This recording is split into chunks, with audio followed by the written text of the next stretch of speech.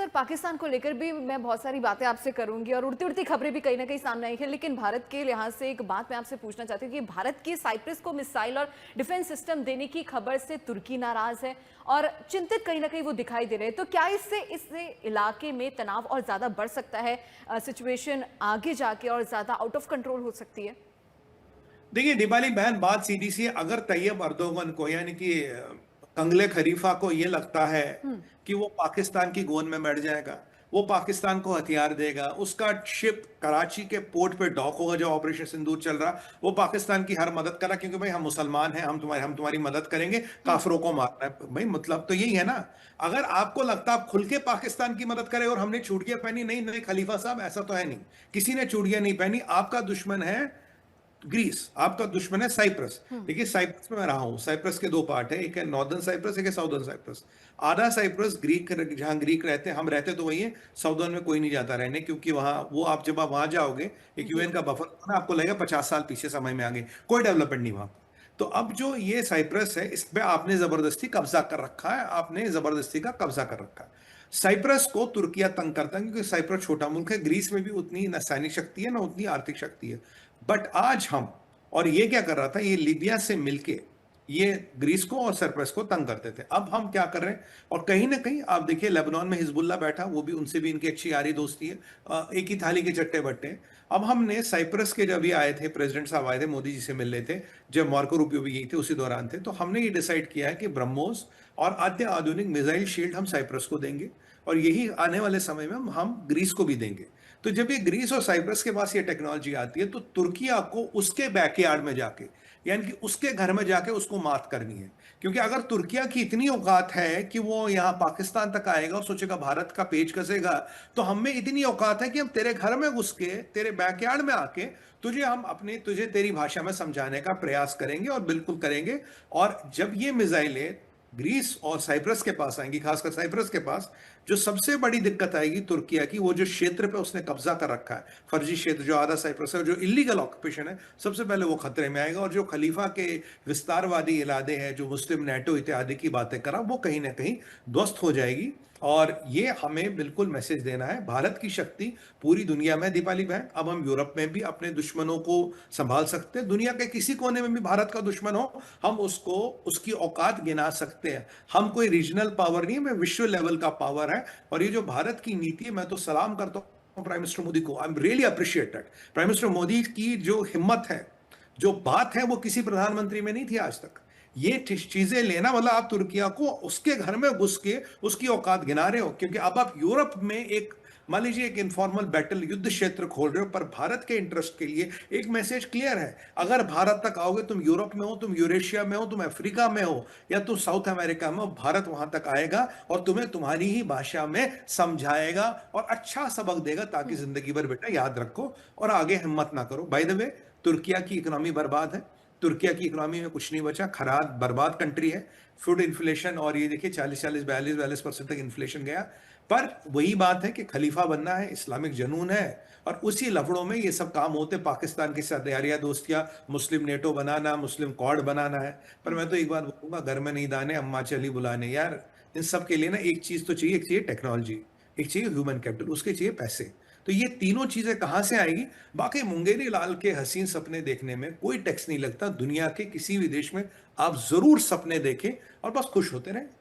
जी। जी, लेकिन सर एक चीज़ मैं आपसे जानना चाहती हूँ। देखिए, आप जैसे कि बता रहे हैं कि तुर्की की इकोनॉमी जो है बहुत ज़्यादा ख़राब है, कंडीशन बहुत ज़्यादा इस समय ख़राब है, लेकिन अगर इस इकोनॉमी को दोबारा पटरी पर लाना है, ट्रैक पर लाना है, रिवाइव करना है, तो कितना समय लग सकता है?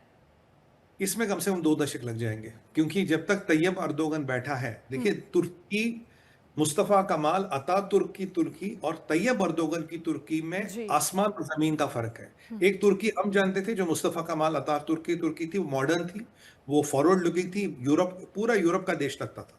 और अब ये एक इस्लामिक तुर्की है जो तैयब अर्दोगन चला रहा है, बिकॉज अगेन वही इस्लाम का दुरुपयोग करके ये अपनी राजनीति चलाते। इन्होंने इस्लाम के चक्कर में इन आतंकवादी संगठनों को, मुस्लिम ब्रदरहुड, मोहम्मद मोसी, ये जितने भी खिलाड़ी हैं, इनको समर्थन करने के, हिजबुल्लाह, हमास, ये सबका मामा बनता। हिजबुल्लाह, हमास से लेके हिजबुल मुजाहिदीन, हर एक का मामा तैयब अर्दोगन। और याद करिए, जब दिल्ली में दंगे हुए थे, तैयब अर्दोगन का बेटा बिलाल अर्दोगन इन्वॉल्व था। करीब 300 से 400 फर्जी अकाउंट पाकिस्तान और तुर्किया से चल रहे थे जो दंगों को भड़का रहे थे। ये बिल्कुल हमारे मीडिया में बिल्कुल साफ खबर आई है। अब ये जो आपने 20-30 साल से जो ऐसी तैसी कर दी इकोनॉमी की, अगर आज आप उसको चेंज करोगे, पहले तो आपको हटना पड़ेगा। उसके बाद कम से कम 2 दशक लग जाएंगे आपको इकोनॉमी को लाइन में लाने में, क्योंकि आपको फंडामेंटल कैपेसिटीज डेवलप करनी है। अब मोदी जी के अंडर इकोनॉमी क्यों डेवलप हुई जी? मोदी जब आए तो पहले बोला मेक इन इंडिया, लोगों लगा क्या मेक इन इंडिया क्या बोल रहे हैं यार मोदी, यहाँ थोड़ी ना मैन्युफैक्चरिंग हो सकती है। धीरे धीरे सेमीकंडक्टर, आज सेमीकंडक्टर में आप गए, एरोस्पेस आ जाए, एरोस्पेस में आ गए, हाइड्रोकार्बन। जब इन सब चीजों की नींव डाली तो लोगों ने कहा ये मोदी क्या कर रहे हैं यार, इन्हें तो पता ही नहीं क्या करना है। कुछ लोग कहते थे मोदी को इकोनॉमी चलानी नहीं आती। आज उन लोगों को अपनी मूंछ और अपने सर के बाल दोनों मुंडवाने चाहिए जो कहते थे मोदी को इकोनॉमी चलानी नहीं आती। क्योंकि देखिए आज जो भारत बना है, ये 10 साल के 12 साल के अथक प्रयास और विजन में बना था, और भारत के फंडामेंटल्स ठीक थे। आपने वहां की जनता की ऐसी तैसी कर रखी है। देखिए, मुस्तफा कमाल अतातुर्क की तुर्की वही थी जो शाह के अंडर ईरान था। शाह के बाद मुल्ला रेजिम आया, ईरान का हाल आपके सामने है। और यहाँ तुर्किया में ये तैयब अर्दोगन साहब बैठ गए, उन्हें मैं उमर दराज खलीफा कहता हूँ। औकात है नहीं, उमर कंगाल है, पर खलीफा बनने का पूरा शौक रख रहे हैं। ये भी उम्मत उम्मत की बातें रोज करते रहते हैं और कुछ ना कुछ करते हैं। हाँ, इसका एक एडवांटेज है, ये नेटो का मेंबर है। इसका एक एडवांटेज है, यूरोप से लगा हुआ है। और इसका एक एडवांटेज है, यूरोप को हमेशा धमकी देता है कि अगर मेरे से पंगा लिया तो मैं जितनी ही इलीगल इमिग्रेंट है अपने दरवाजे खोल दूंगा, तुम्हारा यूरोप मुसलमानों से भर जाएगा और तुम्हारी ऐसी तैसी होगी। ये इनफॉर्मल धमकियां हमेशा देता है। और बिकॉज ये नेटो का मेंबर है तो इसको एक मिलिट्री प्रोटेक्शन भी किसी हद तक मिला है। बाकी जनरल रूट जो नेटो के हेड है, दीपाली जी आप विश्वास नहीं करोगे, आजकल तैयब अर्दोगन के जेब में है। वो बार बार कहता है कि हमें तैयब अर्दोगन को प्रोटेक्ट करना है, नेटो को प्रोटेक्ट करना है। पर जो नेटो की कंट्रियों की ऐसी तैसी हो रखी है, उन पे कोई टेंशन नहीं है, उसे टेंशन तैयब अर्दोगन की है। बट तैयब अर्दोगन की पर्सनल सिक्योरिटी में हजारों लोग हैं, इस पे कई सारे अटैक हुए हैं, इसने सारे अपोजिशन के लीडरों को जेल में डाल रखा है। अंदर इसकी पॉलिटिकली, इकोनॉमिकली या ग्राउंड लेवल पे कोई हालात ठीक नहीं है। पर यह भी एक आताताई है, फर्जी इलेक्शन होते हैं। जब ट्रंप के साथ बैठा होगा, आपको याद होगा ट्रंप ने इसके मुंह पे बोला था इलेक्शन को कैसे मैनेज करते हैं, कैसे ना इलेक्शन को कैसे करप्ट करते हैं, इस आदमी से पूछो, he knows it the best. मतलब बिल्कुल तैयब अर्दोगन के मुंह पे बोला था व्हाइट हाउस में कि भाई तूने इलेक्शन मैनिपुलेट किया, मैनेज किया है, इलेक्शन में हेरा फेरी करी, तुझे ये काम सबसे अच्छा दुनिया में आता। इससे ज्यादा किसी की क्या उतारी जाए। जब देखिए कुछ रहता नहीं, आपके पास प्रोग्रेस रिपोर्ट है नहीं, तो क्या करोगे? इस्लाम की बात करोगे, इस्लाम को आगे करोगे और दुकान चलाओगे। वही ये सब कर रहा। तैयब अर्दोगन भी वही कर रहा जो मुल्ला मुनीर पाकिस्तान में कर रहा। पर नतीजा दोनों का एक है, अर्थव्यवस्था बर्बाद, आने वाली नस्लें खराब। और आपका जो यूथ है, वो जैसे हमारा यूथ है, देखिए दीपाली जी, हमारा यूथ दुनिया में सबसे ज्यादा पेटेंट फाइल कर रहा अभी। और उनका यूथ क्या कर रहा है? मतलब भाई बम कहाँ बनेगा, बारूद कहाँ बनेगा, ट्रेनिंग कहाँ होगी, आरपीजी कहाँ बनेगा, और ज्यादा से ज्यादा ड्रोन बनाएंगे ताकि दुश्मनों पे हमला कर सके। मतलब इनसे तंजीमें चलती हैं, इनसे देश नहीं चलते। पता नहीं ये लोग कब समझेंगे।